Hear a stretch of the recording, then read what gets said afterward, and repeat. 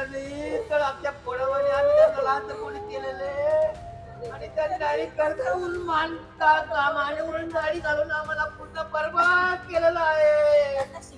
आम्हाला न्याय पाहिजे न्याय.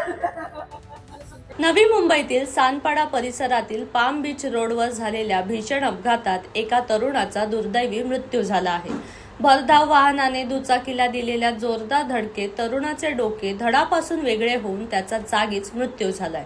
या अपघातात एका अल्पवयीन मुलीला गंभीर दुखापत झाली आहे. मात्र या प्रकरणातील आरोपी अजूनही मोकाट असल्याचा आरोप मृत तरुणाच्या कुटुंबियांनी केला आहे.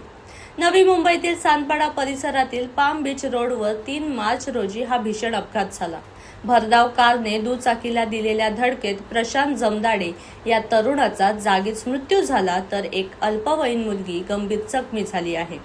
या प्रकरणी सानपाडा पोलीस ठाण्यात 23 वर्षीय सागर सांडा आणि 20 वर्षीय कृष्णा रावरिया यांच्या विरोधात गुन्हा दाखल करण्यात आला आहे.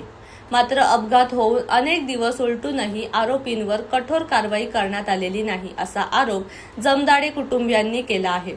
मृत प्रशांत जमदाडे यांच्या कुटुंबियांनी पोलिसांच्या तपासावरही गंभीर प्रश्न उपस्थित केले. आरोपींनी आमच्या मुलाचा अपघात नाही तर खून केलाय असा आरोप कुटुंबियांनी केला आहे.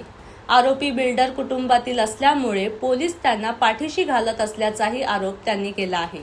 दरम्यान पोलिसांच्या माहितीनुसार ही हिट अँड रचनी घटना नाही, तसेच वाहन चालकांनी मद्यप्राशन केले नसल्याचे प्राथमिक तपासात समोर आले आहे. त्यामुळे त्यांच्यावर गुन्हा दाखल करून नोटीस देण्यात आली आहे. 3 मार्चला अपघात झाला होता आणि आरोपींना 5 मार्चला अटक झाली. मात्र त्यावेळी केलेल्या तपासणीत मद्यप्राशन केल्याचे आढळून आले नाही. त्यामुळे पोलिसांच्या भूमिकेवरही आता प्रश्नचिन्ह उपस्थित केले जात आहेत. पोलिसांची भूमिका आम्हाला तर न्याय मिळालाच नाहीये, पण पोलिसांची भूमिका ही आहे की ते पूर्णपणे आरोपीला वाचवण्याचं काम करतायत.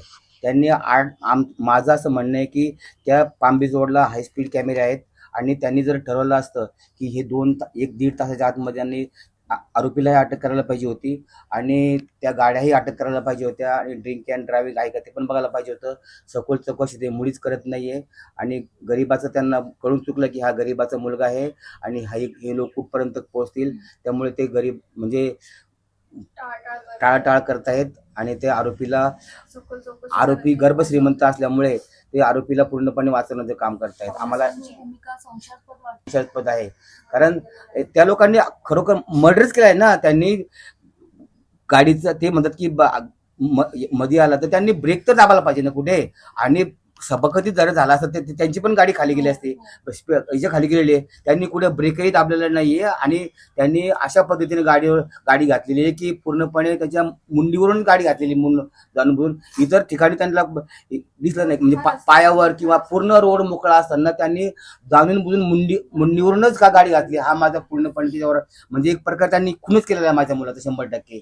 आणि घटना घडली तेव्हा तुम्हाला कधी 6:30 वाजता पोलिसांनी आम्हाला कळलंच नाही आणि माझ्या मुलाचा कुठलाही प्रकारे त्यांनी आम्हाला एकही वस्तू आणून दिलेली नाहीये आणि घटनास्थळाचा पंचनामा पण आम्हाला अजून कोण दिलं नाही आणि पंचनामा पण त्यांनी केला का नाही केला म्हणजे खूपच याच्यामध्ये पूर्णपणे संशयास्पद आहे. खूपच एका मुलीचा फोन आला सकाळी 6 वाजता, तुमचा मुलगा तिकडे ऍडमिट आहे म्हणून. आम्ही गेलो तर तिथे माझा मुलगा नव्हता.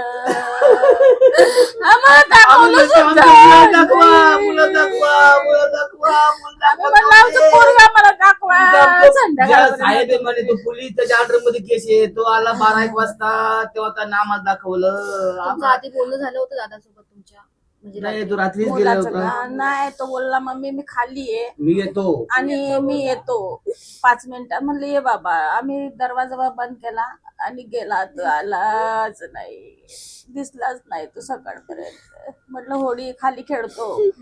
मला बोलला खालून येतो मम्मी मी. आम्ही सकाळी 6 वाजेपर्यंत जाऊन थांबलेलो पाहिजे हॉस्पिटलमध्ये. आता तुमची काय मागणी आहे?